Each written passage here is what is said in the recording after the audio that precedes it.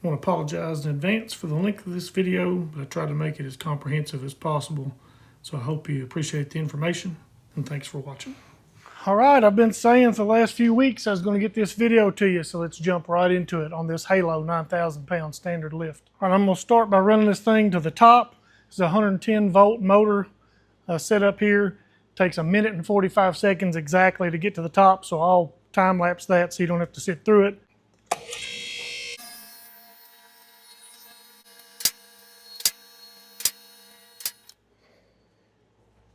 All right, we're maxed out here. As you can see, right here we are above the top lock. This is maxed out. Of course, that's important. We want to rest on these locks for our safety. So go ahead and let it down on the lock. See it sit right there. It's sitting on the locks all the way around, so now we are safe. Pretty sure they named it the Halo lift because it's your guardian angel for stupid people like myself. Or like this guy.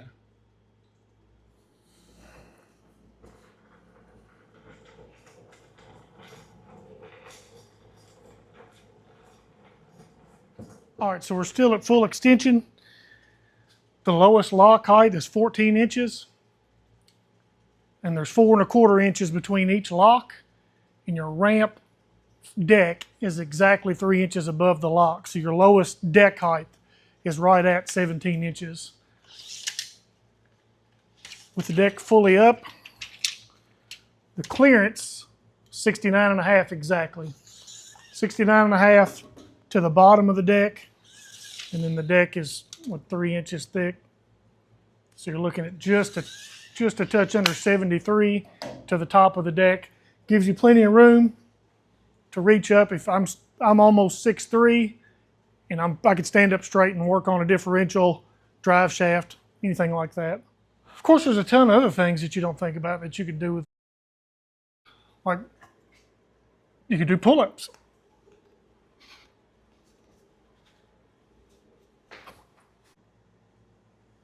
You could even use them for monkey bars.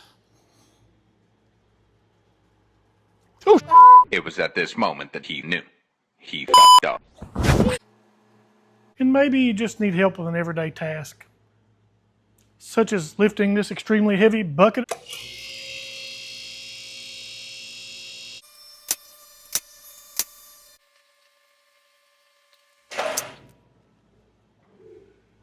Oh, I spilled it. That's going to take me a minute to clean up. All right, let's talk measurements. So these runways, pretty wide. They are exactly 18.5 inches wide.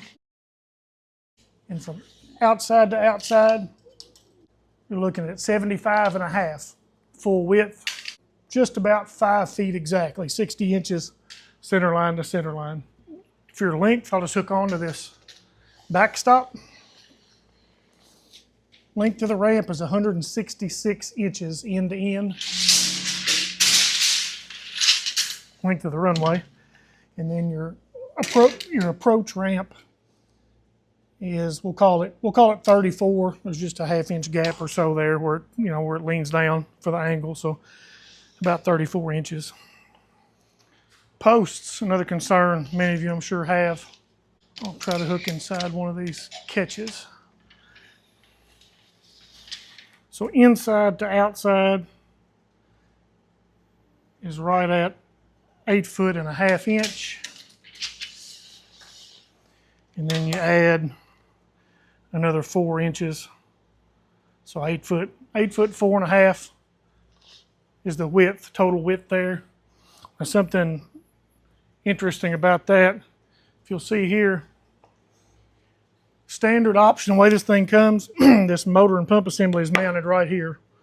So it adds, I won't get this right because it is centered.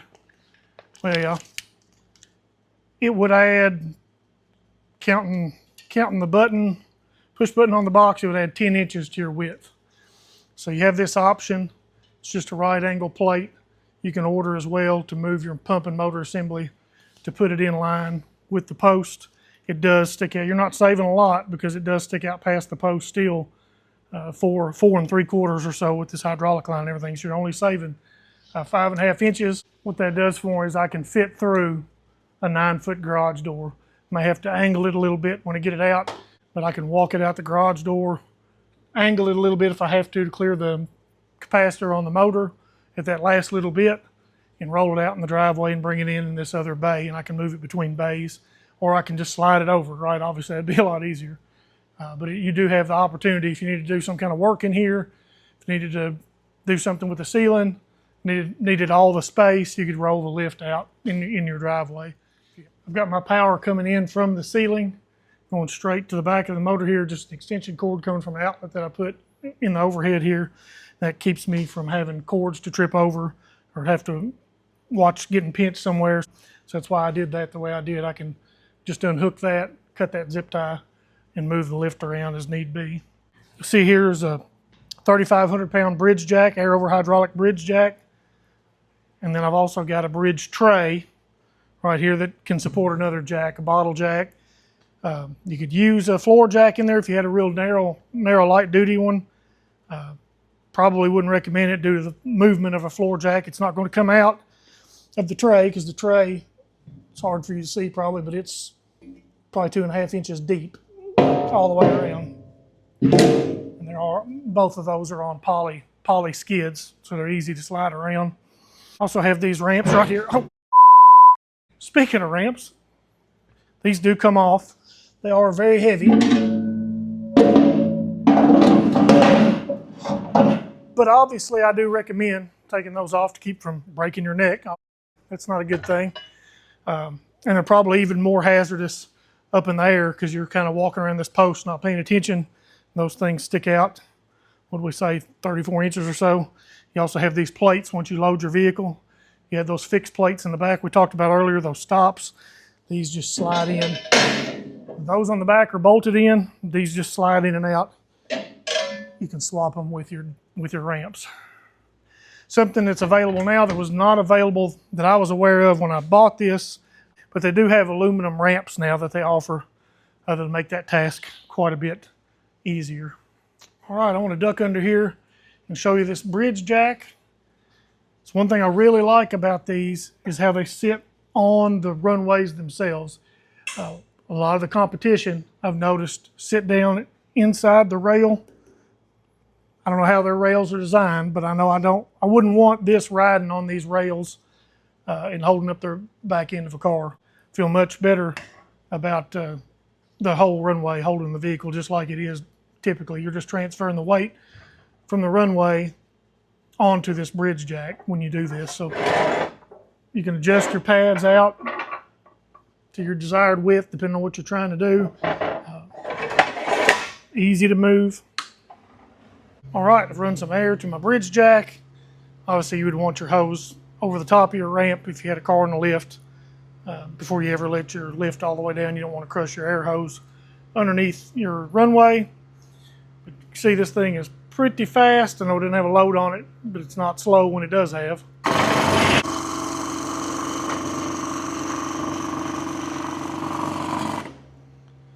Same as the main lift. It's got a safety when you let it down or after you get it in position.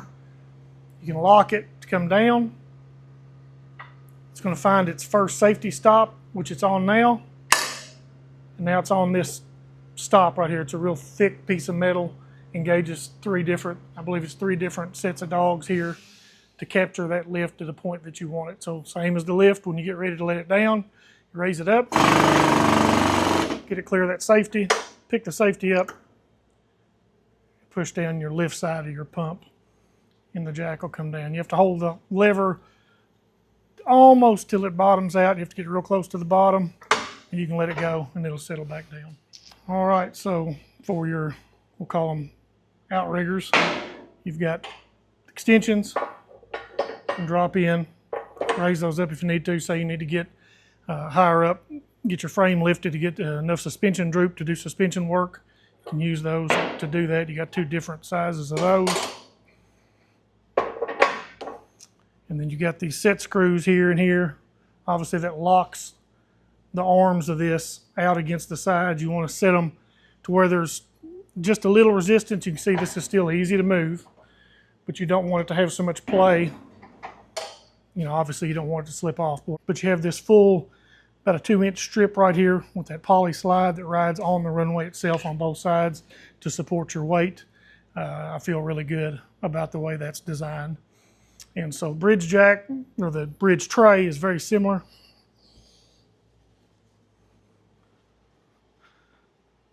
Super thick, probably over an 1/8 of an inch, maybe closer to 3/16. Poly slides. As long as you keep it straight, slides super easy. You can use it to put tools in if you're not using it for a jack tray. I mean, it's not that heavy. It probably weighs 35 pounds. You can pick it up and set it out if it's in your way. Super, super handy. Drip trays. Drip trays are the one thing that rides down in the lower lip. That way they're not in your way. You can slide them under your bridge tray. You can slide them under your bridge jack. I bought 3 of them, I think. Typically I just put one under wherever I have a problem. I usually don't end up using all 3, but probably depends on how many Chevrolets you own as to how many trays you're going to need.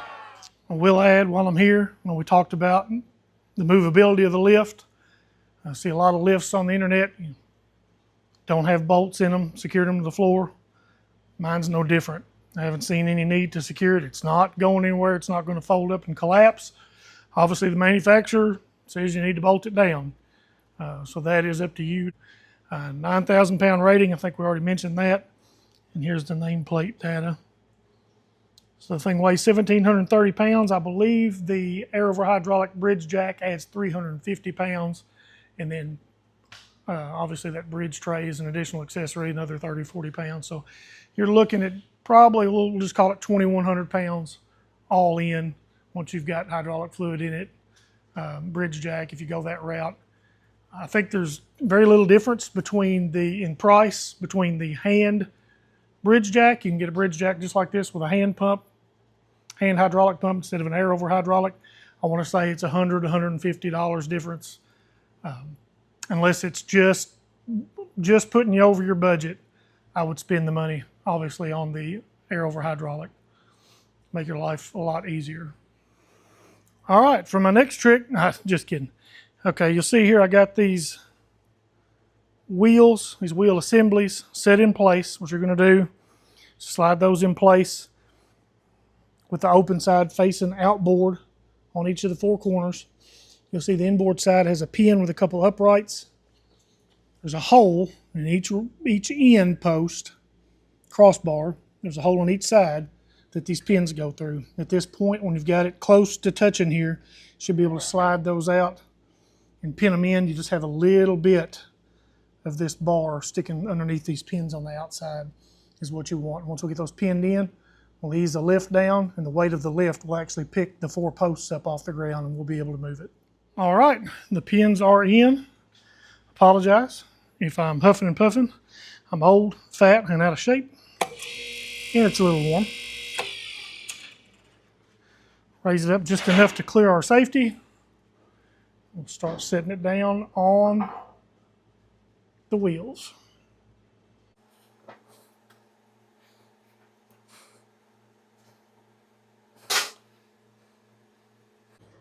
All right, I've disconnected my electrical. Kind of made a couple chalk lines where the lift was previous. And you can see here, takes a little bit of oomph to get it started. And then once it's started, you get those wheels in the direction you want to. You can just ease it wherever you want it to go. Not a problem.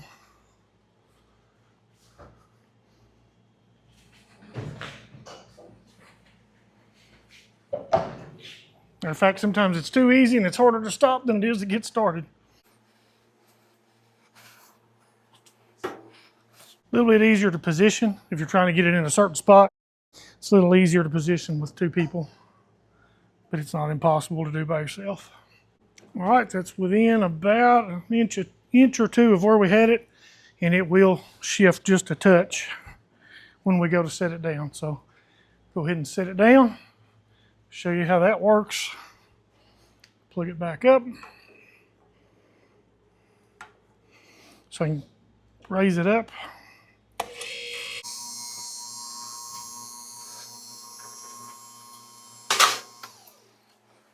And there you have it. Now's the time to check and make sure you're good with where it's at.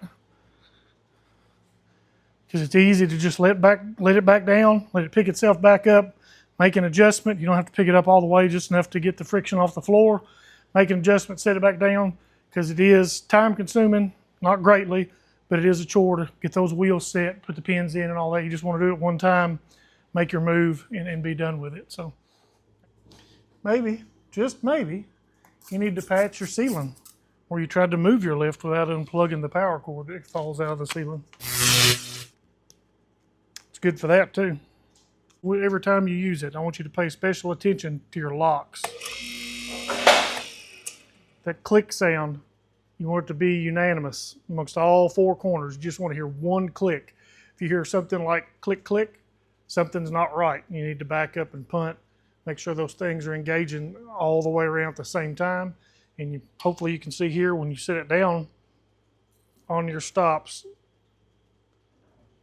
it should sit down at the same time all the way around. It shouldn't sit down in one corner, sit down in another corner, and kind of settle in. It should all settle down at the same exact time. Same with going to the floor. These four corner pins sticking up all the way around, that's your adjustments for your pulleys on each corner that adjusts how those locks engage.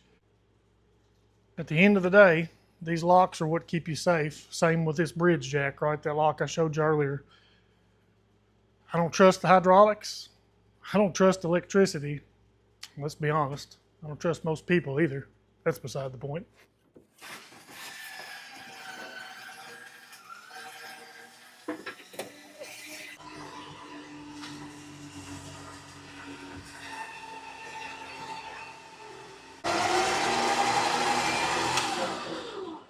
Bridge jack time.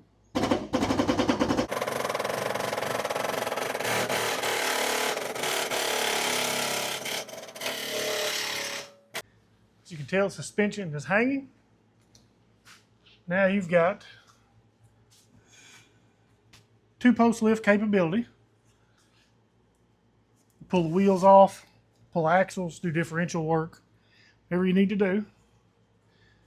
Once again, you can put that bridge tray up there and raise the front in the same manner. If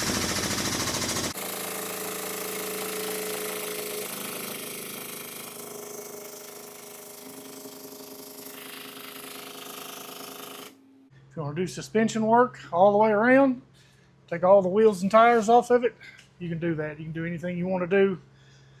Just about anything a 2-post lift will do. I'll give some concessions. There are some things a 2-post does that a 4-post you just cannot do.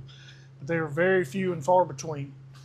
You can turn a 4-post nearly into a 2-post, but you can't turn a 2-post into a 4-post.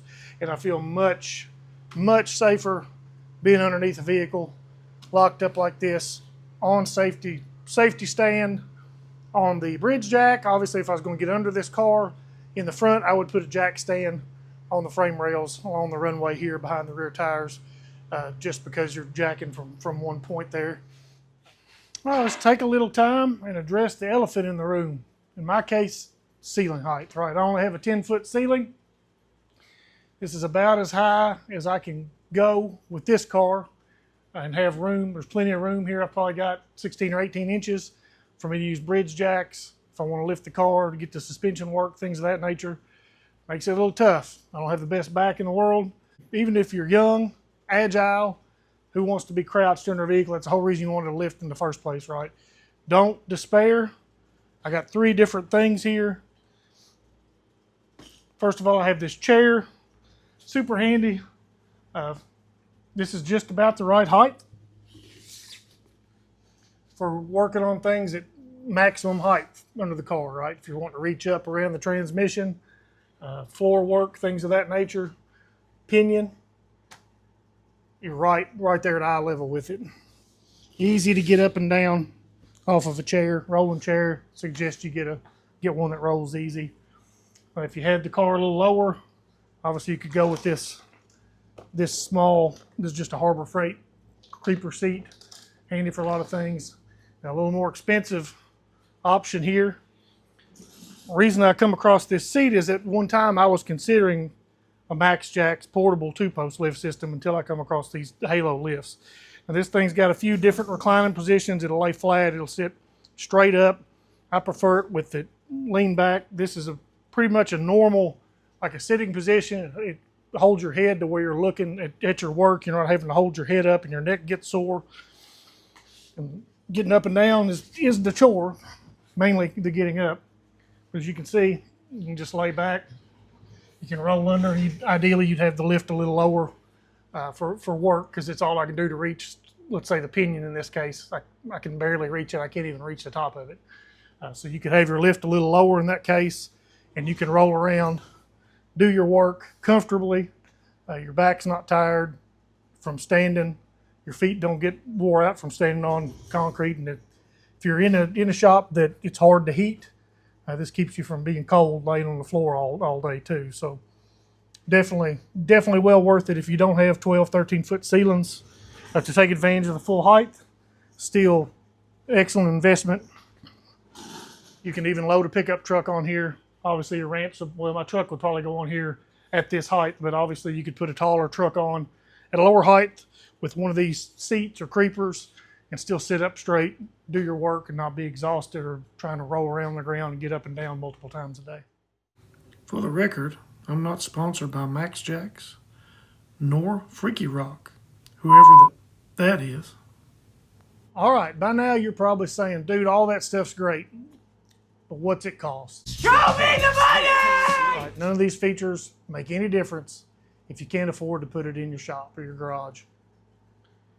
I'm sure if you've been looking at 4-post reviews, you've seen one major brand, I'll call it a major brand, being reviewed by YouTubers. And I'm not talking about company videos. There's videos out there for just about every manufacturer. But you've seen one manufacturer in almost every automotive YouTuber's videos. What some of them aren't telling you is those lifts have been provided to them for a review.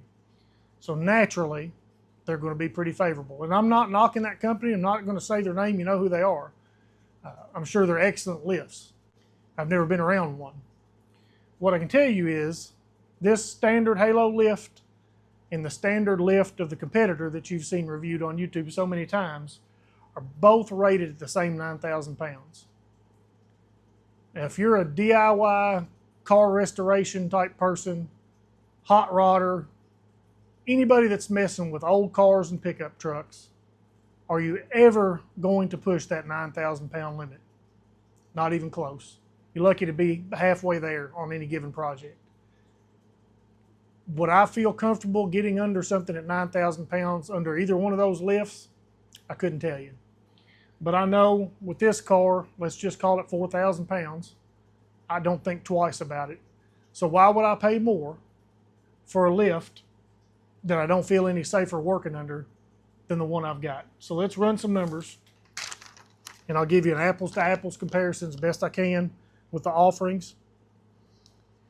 So I will tell you that the competitor I'm speaking of, their base price for their same 9,000 pound rated lift is $59.95. That's today, mid-August of 2026. Their bridge jack looks nearly identical to the Halo bridge jack, $1,595. They do offer the aluminum filler plates for $250 each. Without those, for the lift, a bridge jack, no additional jack tray, and no drip trays because they don't offer drip trays as of this video, all in on their lift is $7,989. Now that doesn't include shipping. I would guess probably, add $350 for shipping. This lift, as of this video, base price is $31.49. The drip trays, the plastic drip trays that I have, I'm pointing to them, but I've got them out right now. They're $99 each. the jack tray, just this empty tray that I used that bottle jack in earlier, it's $190. And the air bridge jack, air over hydraulic bridge jack, is $1,099, so almost $500 cheaper than the competition on the bridge jack. So you can do the math there. I think it's $5,035 is what I have here. So you're almost $3,000 less in this lift versus what I'll call the main competition. Both of them have gone up, it looks like probably 10% or so in the last year if you do the rough math. It's just the way the world is right now. So I feel like they're apples to apples. I've been well satisfied with the performance of this lift. I feel confident saying that you would too. I think it's the best value for the money right now. For the record, both of these lifts, both the Halo lift and the competitor's lift, they're both manufactured in China. Obviously, the competition has representation here in the States, but they're still shipped over from China. There's nothing different there as far as the workmanship and the materials are concerned. So don't be misled by that. But I don't think you're going to find any better bang for the buck than the Halo lift. And there's other options out there, even within the Halo line. There's double wides, there's taller lifts, there's all kinds of features and options you can go for. I'm just comparing what I have to the closest apples to apples comparison I can find with the main competition you're going to see searching around on YouTube. So when you order one of these lifts, they're going to give you 3 shipping options. They're going to give you a pickup option at one of their 2 or 3 warehouses. Depending on your location, maybe that's feasible for you. The other 2 options are shipping to your curb, basically, which you're going to have a forklift, a tractor with pallet forks, something handy that's quick to get it off the truck and out of the way for the truck driver to continue on. Not an option for a lot of people. So the most common thing you're going to see is to a freight terminal. When I ordered this lift, I didn't have anything handy like that to be able to lift it off of a truck in a timely fashion. So I chose to pick it up at a freight terminal. They sent me an email, said when it was coming. I got to the freight terminal. They loaded me in like 10 minutes. I strapped it down. It's one long crate, basically. The thing is its own crate for the most part, and the bridge jack was in its own wooden box. So it is feasible to unload it yourself at home with an engine crane. If you have 2 of them, it's even better. You can slide in the side of your trailer, pick it up, just slide it, back away from the trailer with the cherry pickers. I did it with one, basically just slid it to the back as far as I could, set one end down on the ground, lifted the other, kind of swung it around. It's not quick, it's not easy, but I did unload it by myself and put it together by myself all in one day. So it can be done. Putting it together, much quicker, I'm assuming, with 2 people as far as attaching the cross rails and standing up the posts on each end. And the rest of it, once again, engine hoist, set your ramps in place. That's the bulk of it. Tighten up a handful of bolts and run your cables up through your pulleys on the end post and up. All your hydraulic cylinder and all that's pre-assembled, ready to go. It's simple. It is kind of awkward work to do by yourself, but it can be done. All right, I appreciate you watching to this point. If you like what you see, appreciate it if you go back and watch some of our other videos. If you'd like, comment, subscribe. We will see you in the next one.